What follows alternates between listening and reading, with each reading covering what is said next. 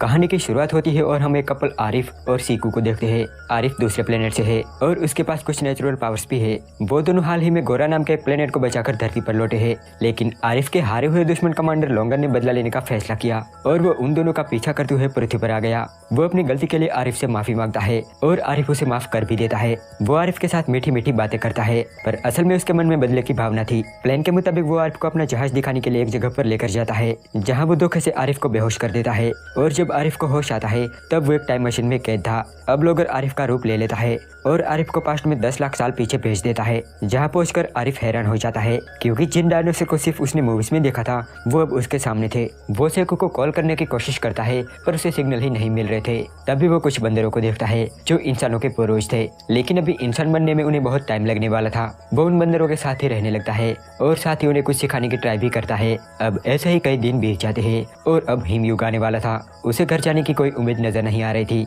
और ऊपर से उसे बंदरों ने परेशान करके रखा था। अब हिमयुग चल रहा था और ठंड इतनी बढ़ गई थी कि उसका पैसा भी जम जाता था। अब वो बंदरों के साथ रहकर परेशान हो गया था क्योंकि उनमें कोई भी प्रोग्रेस नहीं दिख रही थी। वो उन्हें छोड़कर चला जाता है। जब वो जंगल से होकर जा रहा था तभी उसका सामना एक डायनासोर से होता है, जिसे देखकर वो बहुत डरने लगता है, लेकिन वो डायनासोर उसे कोई भी चोट नहीं पहुंचाता।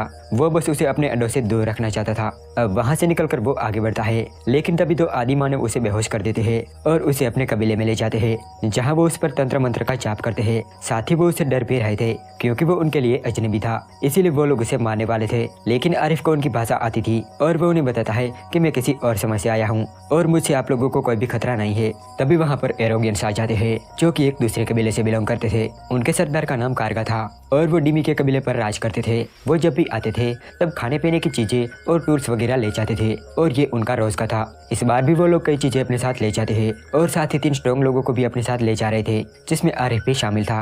रास्ते में टेसो नाम के एक आदमी को सर में चोट लग जाती है और वो घोड़े पर से नीचे गिर जाता है, जिस वजह से उसके हाथ में मोच आ जाती है और वो दर्द से चीखने लगता है। ये देखकर कारगा को लगता है कि वो मरने वाला है, इसीलिए वो उसे जिंदा ही दफनाने लगते हैं। लेकिन तभी आरिफ उन्हें रोकता है और टेसो के हाथ पर पट्टी बांधता है, जिस वजह से उसका हाथ ठीक हो जाता है और इसी बहाने उनकी दोस्ती भी हो जाती है। अब वो लोग कबीले तक पहुंच गए थे, जहाँ कारगा के भतीजे और टेसो के बाप काउलिया का राज चलता था। काउलिया ने पास ही एक बहुत ऊंचा टावर बनवाया था क्योंकि जब वो छोटा था तब वो अपने पिता कुम्बो के साथ शिकार पर गया था। तभी वहाँ पर एक स्पेसशिप लैंड होता है और उसमें से 2 आदमी बाहर आते हैं। वो आदमी उन्हें एक फुटबॉल देते हैं और वापस से स्पेसशिप में बैठ जाते हैं। उनके दिए हुए गिफ्ट से कुम्बो बहुत खुश होता है और उनके पीछे दौड़ता है, लेकिन स्पेसशिप के इंजन से निकल रही आग उसे जलाकर राख कर देती है और तभी से काउलिया को हर इन्वेंशन और हर नई चीज से नफरत हो गई। उसका मानना था कि उसके पिता स्वर्ग में है, इसलिए उसने कई लोगों को टावर पर भेजा ताकि वो कुम्बो को वापस ला सके, लेकिन वो लोग कभी लौटकर आए ही नहीं और न ही कुम्बो। अब फिर से कारगा 3 लोगों को लेकर आया था जिन्हें वो टावर पर भेजने वाले थे। आरिफ ये काम करने के लिए रेडी हो जाता है और वो कारगा को यकीन दिलाता है कि मैं कुम्बो को वापस लेकर जरूर आऊंगा। अब आरिफ उस टावर पर चढ़ने लगता है और देखते ही देखते वो टॉप पर पहुंच जाता है, जहां पर वो एक आदमी को देखता है और उसे लगता है कि यही कुम्बो है। आरिफ कहता है कि मैं आपको वापस लाने आया हूँ, लेकिन वो आदमी अपनी जिंदगी से परेशान था। वो आरिफ को बताता है कि मेरे जीने का कोई मकसद नहीं। वो आदमी कुम्बो नहीं बल्कि कोई और था और हम सब जानते हैं कि मरने के बाद कोई लौटकर नहीं आता। वो आदमी अपनी ही बेवकूफी की वजह से मारा जाता है। अब आरिफ को खाली हाथ ही लौटना पड़ता है, जहाँ उसका अच्छे से वेलकम किया जाता है क्योंकि भले ही वो खाली हाथ लौटा था पर वो टावर पर से वापस आने वाला पहला आदमी था। टेसो भी आरिफ की बहादुरी देखकर खुश होता है और वो पत्थर पर आरिफ की एक ड्राइंग बनाता है। साथ ही वो आरिफ को दूसरी ड्राइंग्स भी दिखाता है, जिसमें एक लड़की की ड्राइंग्स भी थी जो पास के गांव में ही रहती थी। टेसो बताता है कि वो उस लड़की से प्यार करता है और उसका नाम मिमी है। उस ड्राइंग को देखकर आरिफ को सेकू की याद आ जाती है और वो गिड़गिड़ाते हुए टेसो से कहता है कि वो उसे अपने सारे टूल्स दे दे जिसकी मदद से वो अपने टाइम में वापस जा सके। टेसो कहता है कि यह मुमकिन नहीं है क्योंकि उसके पिता ने सारे टूल्स को एक गुफा में बंद करके रखा है और किसी को उनका यूज करने की परमिशन नहीं है। आरिफ टेसो से वादा करता है कि वो उसे मिमी से मिलवाएगा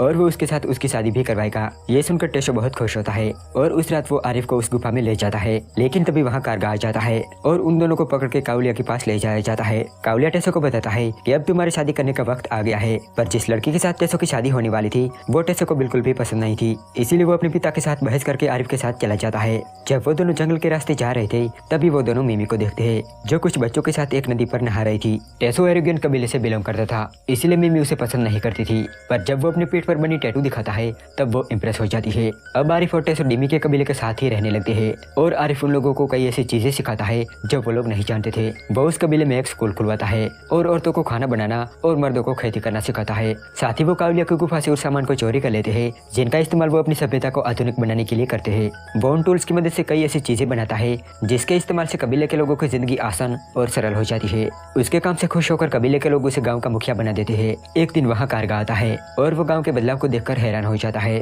वहीं काउलिया जब अपना सामान देखने गुफा में जाता है तब वहाँ कुछ भी नहीं होता। कारगा कहता है कि उन लोगों ने पिछले कुछ दिनों में बहुत तरक्की की है और आपका सामान भी उन्होंने चुराया है। तब काउलिया गुस्से में उस कबीले को खत्म कर देने का आदेश देता है। उस दिन आरिफ बच्चों के साथ खेल रहा था और जब वो सभी वापस आते हैं तब वो देखते हैं कि कारगा ने पूरे गांव को तबाह कर दिया है और वो सारी चीजें वो वापस ले गया है जो वो लोग चोरी करके लाए थे। इस बात से आरिफ को बहुत गुस्सा आता है और वो सीधा काउलिया के पास जाता है। वो उसे चैलेंज करता है कि चलो एक फुटबॉल मैच खेलते हैं, अगर तुम जीत गए तो मैं उस टावर को इतना ऊंचा बनवा दूंगा जिससे तुम अपने पिता को वापस ला सकते हो, और अगर मैं जीत गया तो तुम्हें उन सभी आधुनिक आविष्कार और उन टूल्स को हमें वापस लौटाना होगा। काउलिया इस चैलेंज को एक्सेप्ट कर लेता है और साथ ही वो ये भी बताता है कि वो लोग कुमो की याद में काफी सालों से फुटबॉल खेल रहे हैं। काउलिया के पास एक नया फुटबॉल और एक बेहतर टीम भी थी। वहीं डिमी कबीले के लोगों ने फुटबॉल का नाम तक नहीं सुना था। आरिफ 6 लोगों की एक टीम बनाता है और उन्हें कड़ी ट्रेनिंग देता है। गाँव की औरतें खिलाड़ियों के लिए जूते बनाती है। आरिफ अपनी टीम को फुटबॉल की सारी रणनीतियाँ और सारे रूल सिखाता है। अब उनकी मैच स्टार्ट होती है जिसमें आरोग्य का पलड़ा भारी रहता है। वो ताकतवर और फुर्तीले थे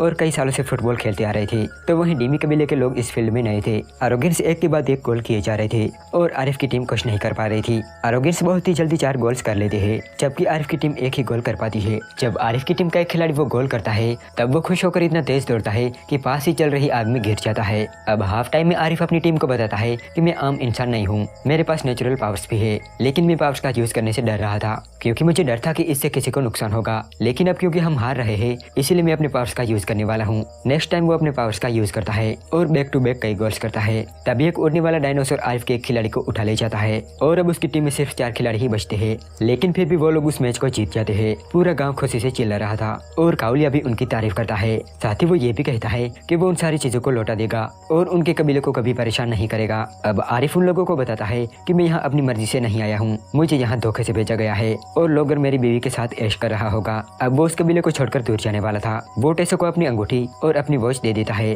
और अब वो उस कबीले को छोड़कर दूर जाने वाला था। लेकिन तभी एक पोर्टल खुलता है और उसमें से सेकू बाहर आती है जिसे देखकर आरिफ बहुत खुश होता है। सेकू उसे बताती है कि पूरी दुनिया में बस तुम्हारे ही चर्चे हो रहे हैं क्योंकि हाल ही में आर्कियोलॉजी की एक टीम को अंगूठी और एक घड़ी मिली है जो 10 लाख साल पुरानी थी। साथ ही कई जगह आरिफ का नाम भी लिखा हुआ था। साइंटिस्ट कह रहे हैं कि ये अंगूठी और घड़ी आरिफ की है, लेकिन वो हैरान थे क्योंकि ये चीजें उस टाइम में कैसे पहुंची। तब सीकू को समझ आ गया कि ये लोंगर काहे किया धरा है। वो उसके लिए तैयार थी। जैसे ही वो डोरबेल बजाता है तब सीकू उसे गन पॉइंट पे ले लेती है। वो उसे पहचान लेती है क्योंकि लोंगर ने अपनी आंख का एक लेंस गिरा दिया था। वो उससे आरिफ का पता पूछती है और टाइम मशीन के जरिए उसके पास आ जाती है। अब वो दोनों कबीले को अलविदा कहकर अपने समय में लौट आते हैं और वापस आते ही वो लोंगर को ठीक उसी समय में वापस भेज देते हैं जहाँ एक डायनासोर उसका काम तमाम कर देता है। और इसी के साथ ये मूवी यहीं पर एंड हो जाती है।